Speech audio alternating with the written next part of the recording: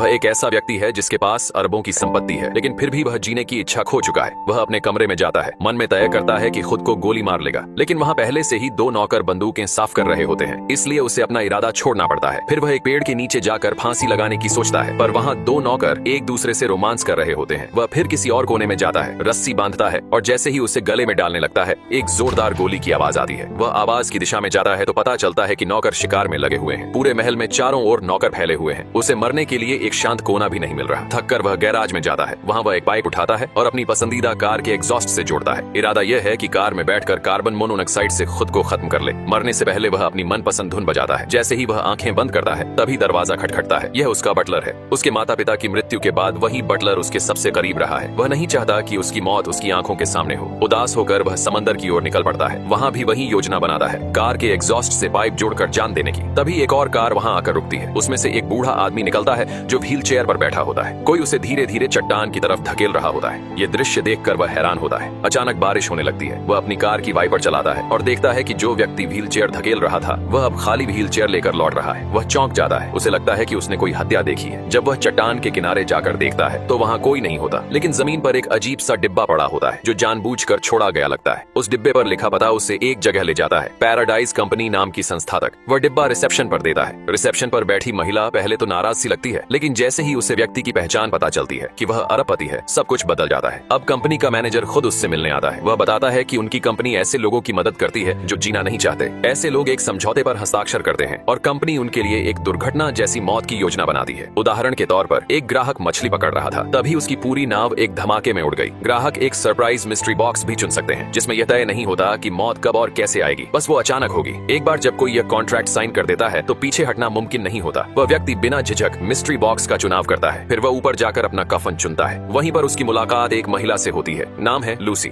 वह भी मरने की इच्छुक होती है। दोनों के बीच बातचीत होती है और रिश्ता बनने लगता है। वह अपने महल लौटता है, सभी नौकरों को हटा देता है, वकील को कहकर अपनी पूरी जायदाद बिकवा देता है और उसका सारा पैसा दान कर देता है। अब वह बस चुपचाप मौत का इंतजार कर रहा होता है। 3 दिन बीत जाते हैं, लेकिन कुछ नहीं होता। वह कंपनी को फोन करके शिकायत करता है तो वे कहते हैं कि जैसे सामान्य लोग जीते हैं वैसे ही जिएं, सरप्राइज किसी भी वक्त आ सकता है। उसी दिन टीवी पर उसे खबर मिलती है कि लूसी के घर के पास धमाका हुआ है। वह बेचैन हो जाता है और तुरंत वहां पहुंचता है। अपनी कार की छत पर चढ़कर देखता है कि लूसी सुरक्षित है। उसे राहत मिलती है। बाद में वह लूसी को समंदर किनारे ड्राइव पर ले जाता है। वहाँ माहौल बहुत शांत और रोमांटिक होता है। दोनों डांस करने लगते हैं। जो 2 दिल अंदर से टूटे हुए थे वो धीरे धीरे जुड़ने लगते हैं, लेकिन वह नहीं जानता कि यह सब कुछ पहले से तय किया गया है। ये सारी योजना उसी कंपनी की है और लूसी वही है जिसे उसे मारने का काम सौंपा गया है।